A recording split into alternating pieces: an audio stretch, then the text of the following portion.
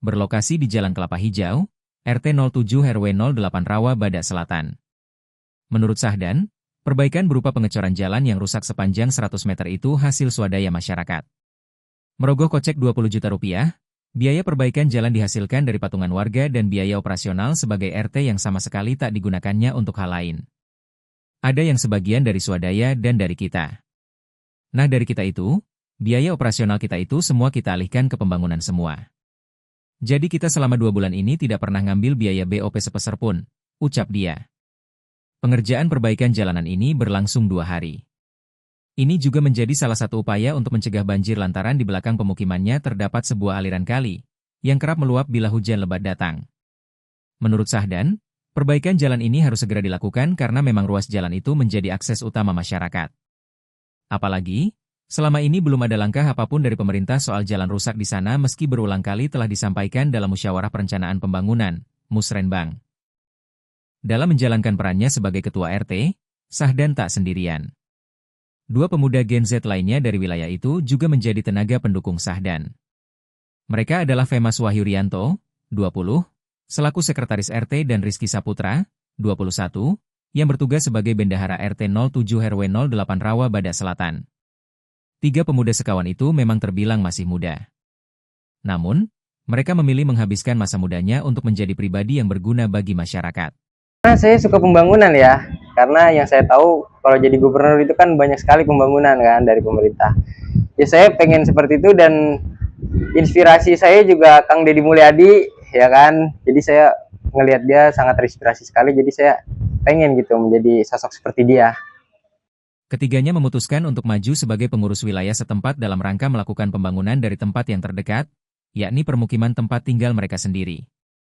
Adapun Sahdan Arya masih berstatus sebagai mahasiswa semester 5 di Universitas Muhammadiyah Jakarta.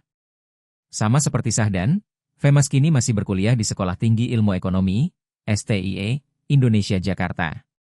Di sisi lain, sang bendahara yakni Rizky Saputra kini telah bekerja sebagai karyawan swasta. Namun, di tengah kesibukan mereka masing-masing, 3 pemuda itu bertekad untuk benar-benar serius dalam hal pembangunan wilayah.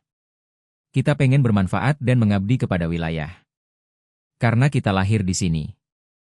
Kecil bareng. Dan kita sebagai manusia harus berkontribusi dan bermanfaat bagi wilayah, tutup Sahdan. Ia terlibat kasus suap bahkan sampai dilabeli sebagai koruptor termuda di Indonesia.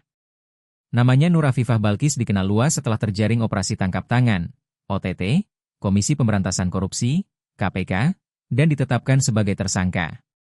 Nur Afifah menjadi 1 dari 10 orang yang tertangkap OTT KPK dalam kasus dugaan suap yang melibatkan Bupati Penajam Pasir Utara, PPU, Kalimantan Timur, Abdul Ghafur Masud. Nama Nur Afifah seketika tenar karena usianya yang masih muda.